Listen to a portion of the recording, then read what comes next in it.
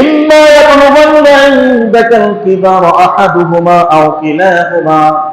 আল্লাহ রাব্বুল আলামিন বলে, বাপ মায়ের ভিতরে কোনো একজন যদি বৃদ্ধ হয়ে যায়, অথবা বাপ মা দুইজনে যদি বৃদ্ধ হয়ে যায়, মুরব্বী বয়সে যখন পৌঁছিয়ে যাবে, আল্লাহ রাব্বুল আলামিন বলতেছেন, ফালা তাকুল লাহুমা উফিন, তোমরা কখনোই তাদের সাথে ঝাড়ি দিয়ে কথা বলো না, তোমরা বিরক্তি প্রকাশ করবা না, উফ শব্দ তোমরা ব্যবহার করবা না। তার মানে বাপ মা যখন ইয়াং থাকে, বাপ মা যখন চলাফেরার মতো তাদের যখন বয়স থাকে, তখন কিন্তু সন্তানের উপর নির্ভরশীলতা বেশি থাকে না, ঠিক কিনা বলেন? কিন্তু বাপ মা যখন, মানুষ যখন বৃদ্ধ বয়সে পৌঁছিয়ে যায়, যখন তার চলাফেরার করার মতো কোনো ক্ষমতা না থাকে, তার জীবিকা উপার্জনের মতো তার যখন ক্ষমতা না থাকে, তার ডাক্তার বাড়ি যেতে হবে, এই সমস্যা সেই সমস্যা, এই অবস্থায় যখন মানুষ উপনীত হয়, তখন একজন মানুষের সাহায্য সহযোগিতা ছাড়া চলা যায় না। এই জন্যই আল্লাহ রাব্বুল আলামিন এখানে স্পষ্টভাবে উল্লেখ করে বলেছে, তোমরা তো সবসময় পিতা মাতার সাথে ভালো ব্যবহার করবাই, বিশেষ করে তোমাদের বাপ মা যখন বৃদ্ধ বয়সে পৌঁছাবে, তখন তোমার খেদমতের পরিমাণ আরো তুমি বাড়িয়ে দিবা। আল্লাহু আকবার বলে। এমনি তো পিতা মাতাকে খেদমত করতেই হবে, পাশাপাশি তোমার মা তোমার বাবা যখন বৃদ্ধ বয়সে পৌঁছাবে, তখন তোমার ওই মা বাবার খেদমত তোমার আরো অনেক গুণ তোমাকে বাড়িয়ে দিতে হবে। এখানে আল্লাহ রাব্বুল আলামিন বলতেছেন, শোনো হে সন্তানেরা, তোমার মা তোমার বাবা যখন বৃদ্ধ হয়ে যাবে, তখন অনেক সময় শিশু স্বরূপ আচরণ করবে, অনেক সময় ভুলভাল কথা বলবে, তোমাকে বিরক্ত করবে। যেই রকম ভাবে ছোটকালে তুমি তোমার মাকে তোমার বাবাকে তুমি বিরক্ত করেছো, তুমি ছোটকালে তোমার মার কাছে তোমার বাপের কাছে এমন এমন কিছু প্রশ্ন করেছো, যে প্রশ্নটা আসলে করার দরকার নাই বা যুক্তিসঙ্গত না, তবুও তুমি তোমার মায়ের কাছে তোমার বাপের কাছে তুমি প্রশ্ন করেছো, তোমার মা তোমার বাপ হাসি দিয়ে আরো ওই প্রশ্ন শুনে তোমার কপালে চুমো খেয়েছে, ঠিক কিনা বলেন? তুমি সন্তান, তুমি বিছনায় প্রস্রাব করে দিয়েছো, তোমার মা তোমাকে ফেলে দেয়নি, বরং ওই প্রস্রাবকে পরিষ্কার পরিচ্ছন্ন করে নিজে প্রস্রাবের জায়গায় শুয়ে থেকে তোমাকে ভালো জায়গায় তিনি বিছানা দিয়েছেন। কেন?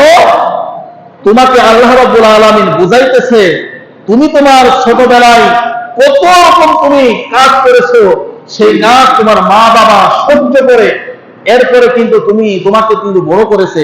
ঠিক ওই রকম ভাবে একজন মানুষ যখন বৃদ্ধ বয়সে পৌঁছে যায়, তখন কিন্তু ওই মানুষটাই কিন্তু শিশুদের মতো করে আচরণ করে, ঠিক কিনা বলে?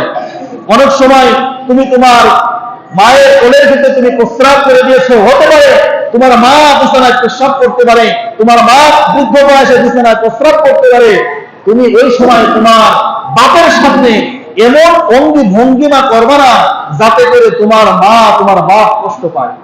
সেই কথা আল্লাহ রাব্বুল আলামিন বলতেছেন। অনেকে দেখা যায় মা বাবা যখন বিছানায় পড়ে থাকে, সন্তানেরা বিরক্তি বোধ করে, ঠিক কিনা বলেন? এই আছে না নাই? আমাদের কাছে মাঝে মাঝে এসে বলে, সন্তানেরা বলে, হুজুর আপনি আমার মার জন্য আমার বাপের জন্য দোয়া করেন, হয় আল্লাহ সুস্থ করে দিক, নাই আল্লাহ নিয়ে যাক। এরকম ঘটনা আমাদের কাছে প্রায় প্রায় আসে।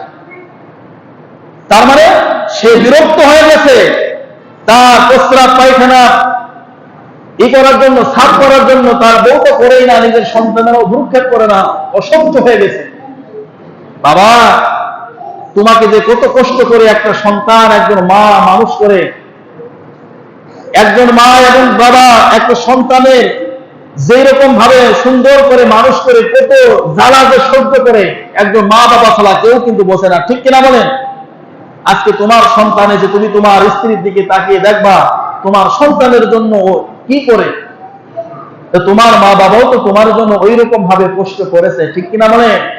আজকে আপনি আমি আমার সন্তানকে কতটা ভালোবাসি, নিজের জীবনের মায়া ত্যাগ করে আমরা কি করি, সারাটা দিন পরিশ্রম করে সন্তানের জন্য কিছু রেখে যায়। ঠিক ওই রকম ভাবে আমার বাপ মাও তো, তোমার বাপ মাও তো তোমার জন্য ওই রকম ভাবে করেছে। এটা আমাদের অন্তরের ভিতরে জাগ্রত করতে হবে।